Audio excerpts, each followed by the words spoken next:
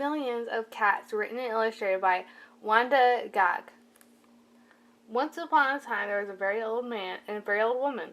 They lived in a nice, clean house which had flowers all around it except where the door was.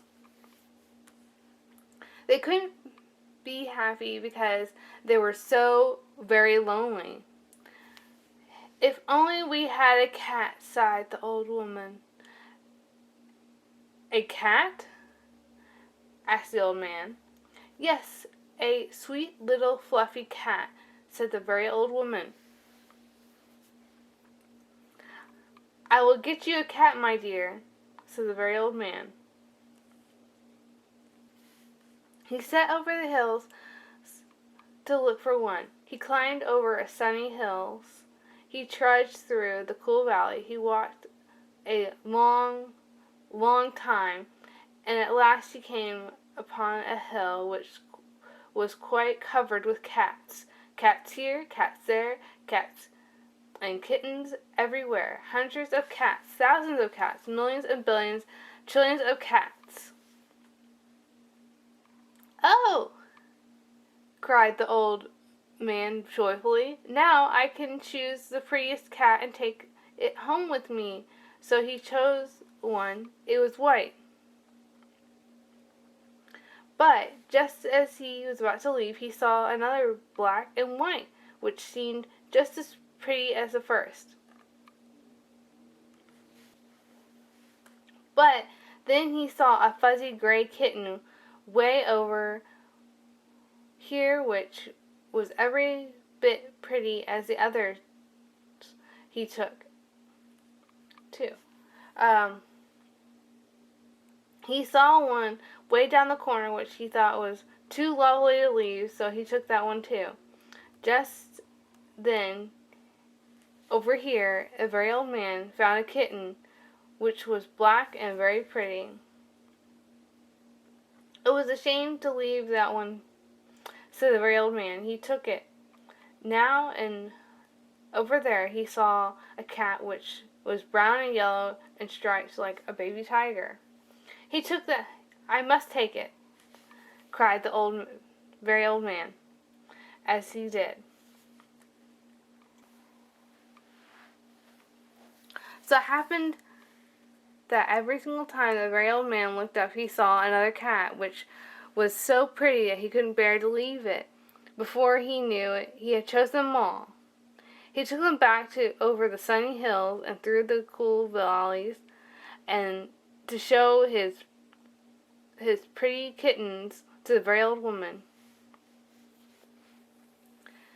It was very funny to see hundreds of thousands and millions and billions and trillions of cats following him. They came to the pond. "Meow, meow, we're thirsty," cried the hundreds of cats, thousands, millions, billions, and trillions of cats. "Well, here is a great deal of water," said the very old man. Each cat took a sip of the water, and the pond was gone. "Meow, meow, we're hungry," said the hundreds and thousands and millions, billions, trillions of cats. "There is much grass on the hill," said the very old man. Each cat ate a mouthful, and not a blade of grass was left. Pretty soon, the very old woman saw them coming. "Oh dear," she cried. "What are you doing? I asked for a little cat. And what do I see? Cats here, cats there, cats and kittens everywhere, hundreds and thousands, millions and billions and trillions of cats." "But we can never feed them all," said the very old woman. "They will eat us out of house and home." "Never thought of that," said the very old man. "What will you do?" The very old woman thought for a while and decided, "I know, we will let the cats decide which one we will keep." "Oh yes," and the very old man, and he called to the cats, "Which one of you is the prettiest?" "I am, no I am, no I am the prettiest, I am, no I am," cried the hundreds and thousands, millions and trillions and billions and trillions of voices, for each cat thought it was the prettiest. They began to quarrel. They began to scratch and claw at each other, and they made such great noise, the very old man and woman ran into the house fast as they can. They did not like such quarreling. But after a while the noise stopped, and the very old man and the very old woman peeped out the window to see what had happened, but not a single cat. "I think they must have eaten each other up," said the very old woman. "That's too bad. But look," said the very old man. He pointed to a bunch of high grass. It was sat a little frightened kitten.